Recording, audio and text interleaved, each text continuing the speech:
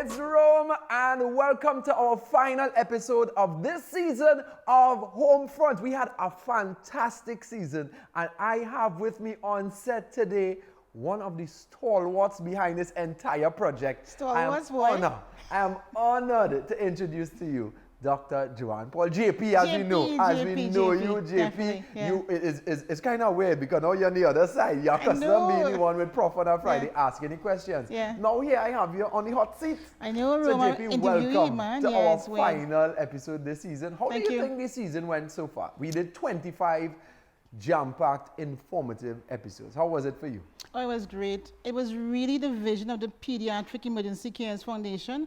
We really wanted to partner with the population. When we saw this whole COVID thing, we thought, you know what can we give back? And this was our expertise. We wanted to have it where frontline workers came and stood here with you and shared with the population while they were home. Frontline with home. And I was in orgasmic most of the times. Right. And I must say thanks again to the PED CARES Foundation for putting this entire project together, because throughout each episode, I would always get messages from young, from older, more mature teenagers. People would message and say, like, this is something that we needed during this pandemic because a lot of people are home and there's a lot of misinformation flying around the place. So I was glad to see that we had the professionals on set with us to answer a lot of the questions that the general public would have. The actual layman would ask these questions. People have all these things in their mind and they don't know where to go to get the answers from. So thank you very much. Tell us quickly a bit about the PED CARES Foundation, because I know you're a big part of that foundation yourself. Well, the emergency department got together and we knew that things are moving towards a private-public partnership. I mean, we can optimize as much as possible, but if we can get the support of the private sector and the public in terms of donations, we can actually have equipment, consumables, everything. You can walk into the pediatric hospital and it's beyond international standards. That's our goal. So we thought, let's build a foundation such that there would be never any issue in terms of resource limitations, and make any possible child coming through up to 18 years old or 16 years old, they're coming through and they're going to have a massive standard of care no matter what. And that's our goal. But no, it got changed. Our goal is to go wherever it is, to support the population during COVID, support the population afterwards, and also to make sure we support the ICU, the wards, the clinic, and the pediatric emergency department where the base of this is. Yeah? So as JP said, you all support a lot of people, but we need you to support the PED CARES Foundation. So if you have missed any of the episodes, any of the 25 episodes that we done this season, you can head to the website. We'll put the website up on the screen, and you'll head to the website. You could go and recap any of the episodes, and you could also make your donations right there, because we also need donations for us to have a season 2. To give you all another Homefront season that was so magnificent. So head to the website, send in those donations, and let's support the PED CARES Foundation. So JP, I know today we're talking, you in the hot seat, and you had 2 specific things that you wanted to touch on today. So the floor is yours. Well, Rome, I want to speak about reset. And you wonder, to me it's like just taking the perspective and twisting it on the other side. So I want to talk about the population acknowledging their power. Now, what I hate about it is that patients will come to me and they'll be like, the usual complaints, doc, I didn't hear from the doctor, no one saw me today. The doctor, I don't understand what they're saying. The nurse didn't tell me anything, doc. And the usual end result is that, hey, what I gonna do, right? I want the population out there to know that they have power. The patient has real power. It's not us. It's not the minister, it's not the administrator, it's you as a patient. You are the client, you're the customer. So you have to acknowledge that you have your power.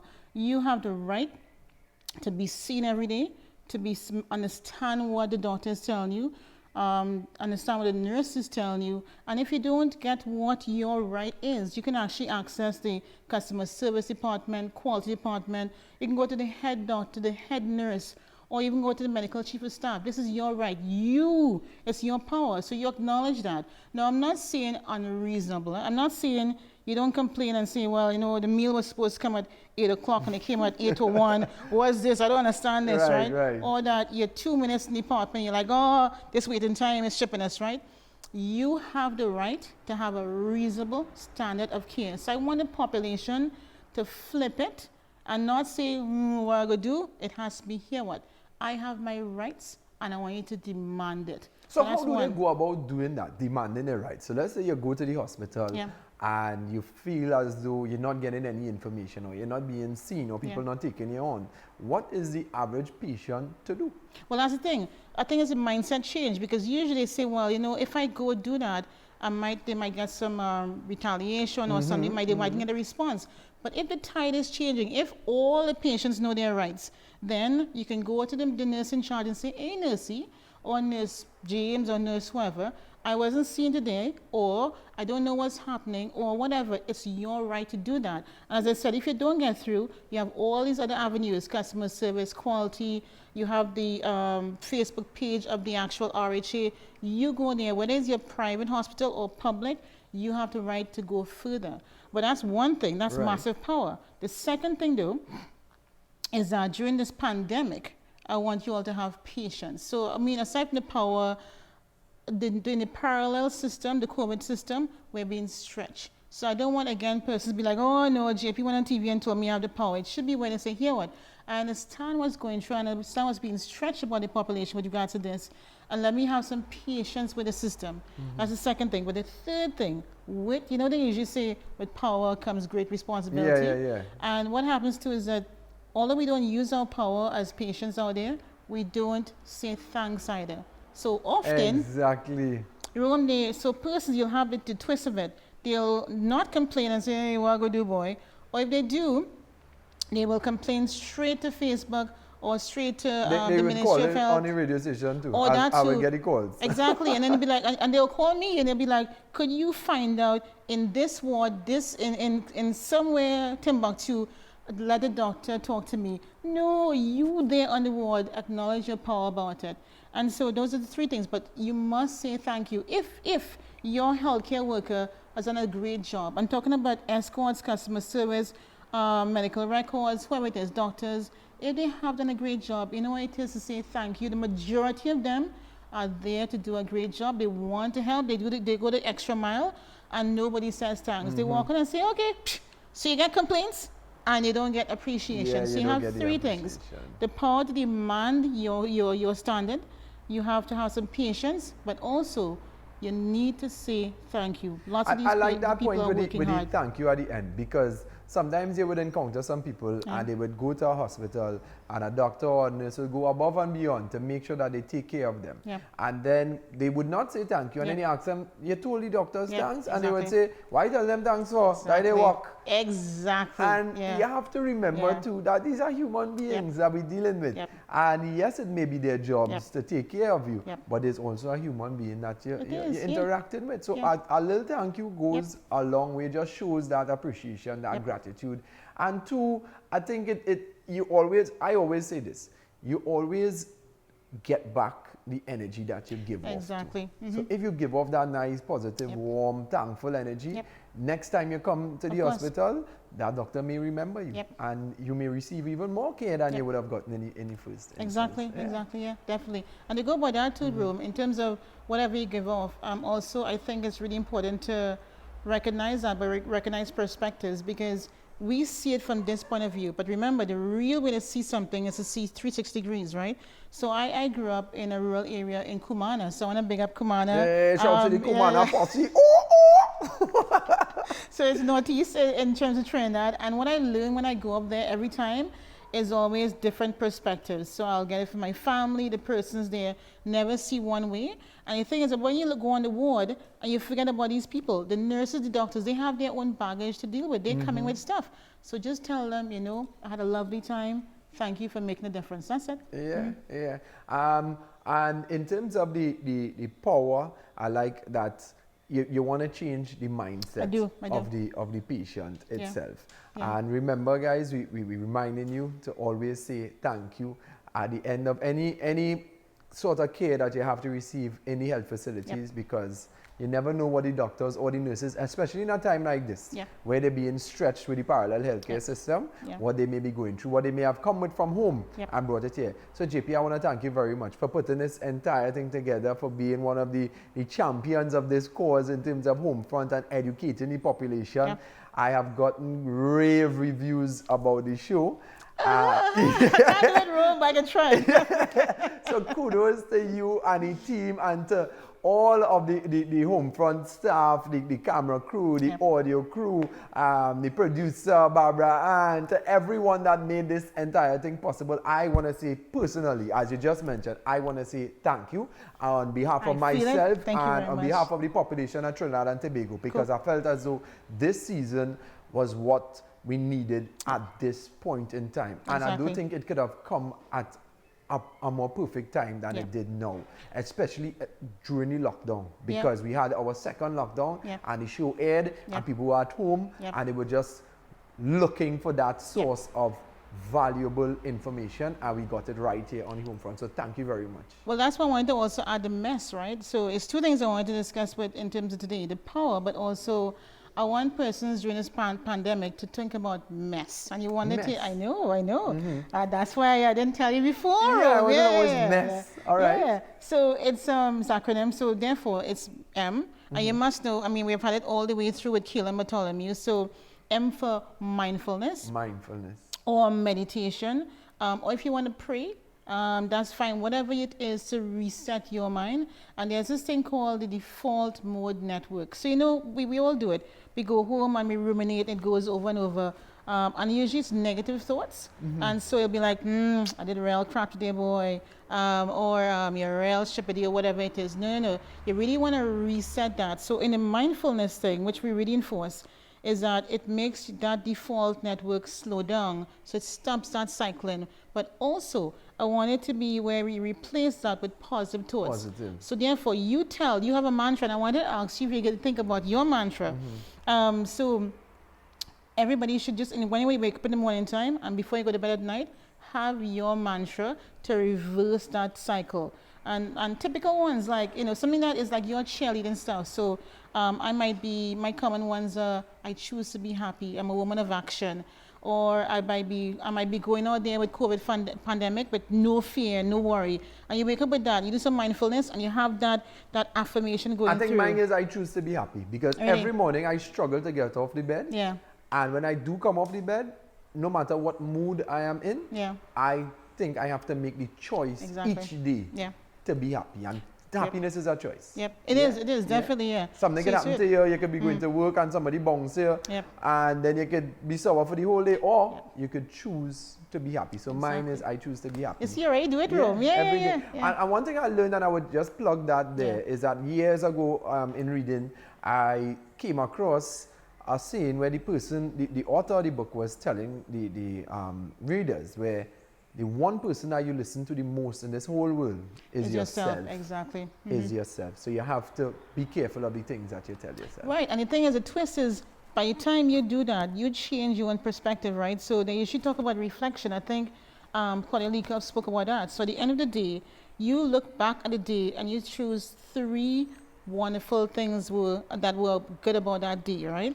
And once your brain goes to sleep with that, it now colors the day to be a positive day. And at the end of the week, you're like, hey, I had a great week. And so you changing your actual perception to make your reality exciting and positive. And so that's what it's all about. MESS. We have the S's in the MESS, because we're going on wrap. So let me hear the S's before we go. Right. So we have E for exercise. Very important, about 5 times a week if we can.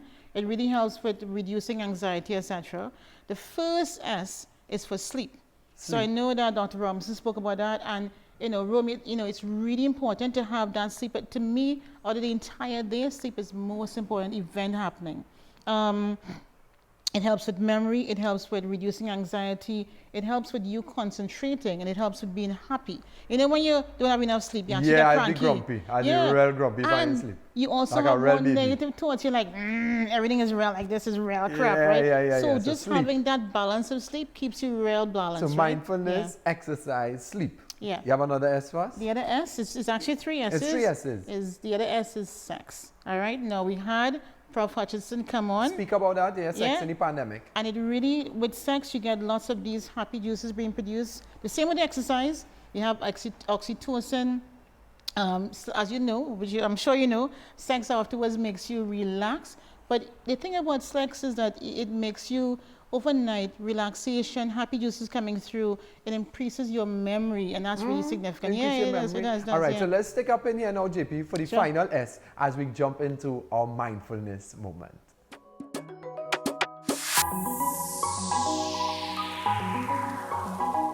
Welcome to this mindfulness moment. Just closing your eyes, allowing yourself to come to this present moment. Noticing the sounds around you. And just taking a moment to connect with your breath.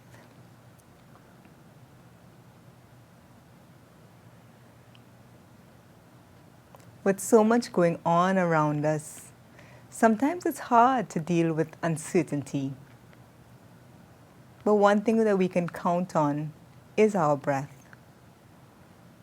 So just take a moment and connect to this inhale and this exhale.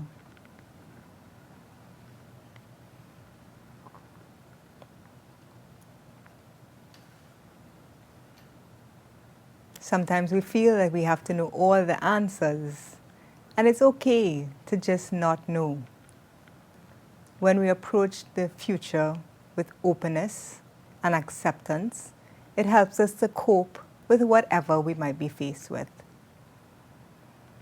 And you can always use your breath as an anchor to bring you back to this present moment so you can be here now.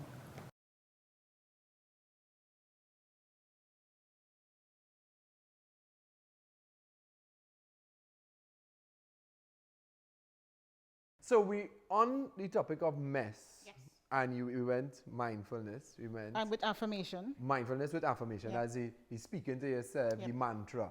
And then we went into the exercise. Yes, very Then important. we went into your first S, which was sleep. And I which forgot was to sleep. I forgot to mention that with sleep, it's really interesting. When you're sleeping, the cells in your brain, they divide a little bit, and the spaces are enlarged, so it makes all the juices in your brain flow through it, like almost like a canal. It sort of like cleans everything. So that's why sleep is so important. It refreshes the brain. So afterwards, it makes all those memories consolidate. It makes your brain grow more. It's really super important. Yeah. The importance of sleep. And then you went to sex. Yes. And you also spoke of sex improving your memory. It does, yeah. I find I forget plenty these days, you know. No comment. So now we're on to our final S. Yes, and that is the most important S.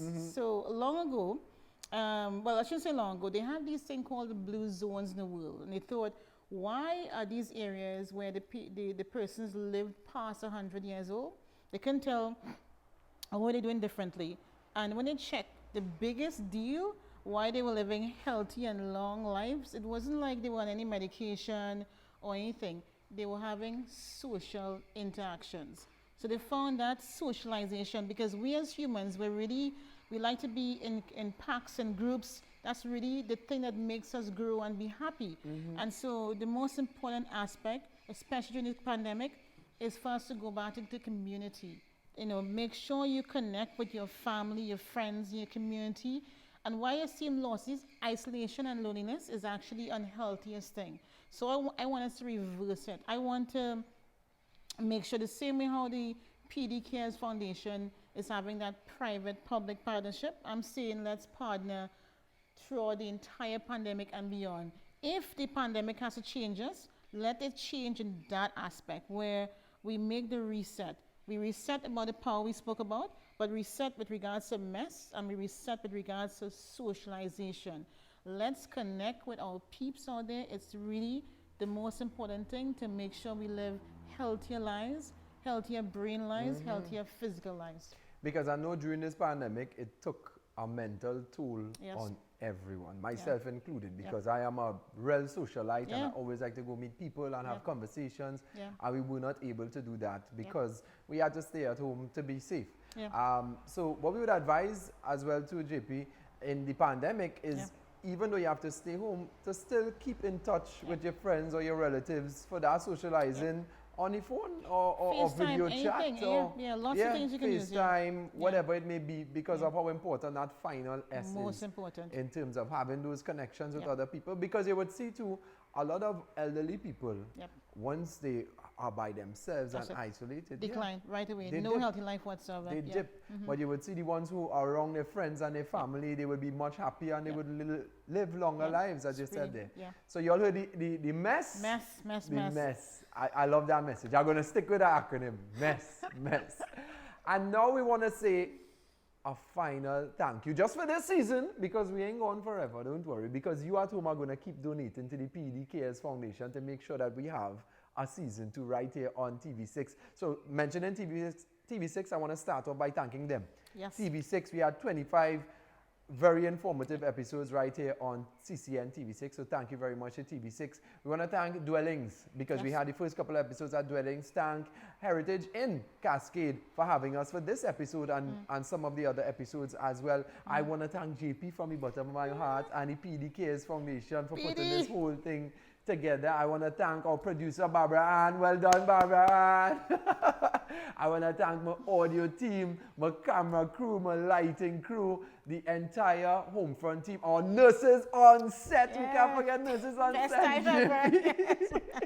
I want to thank all of our guests that we had, our professors, social worker. Social worker. We had our doctors, our pediatricians. We had our principal. We had the principal as well. So all of our guests through all of the episodes here on Homefront, thank you all very much for taking time to come and share that information to our audience, to Trinidad and Tobago and the world at large, because we went viral on social media as well. Thanks to the social media team for putting this out there. We just want to say thank you. This is our final episode for this season. My name is Rum JP. Woohoo!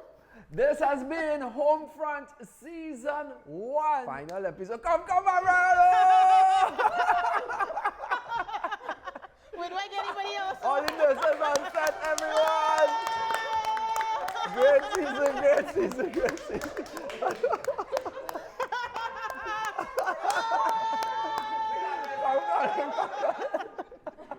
Come, bye-bye, take care and stay safe. We out of here, Homefront Group.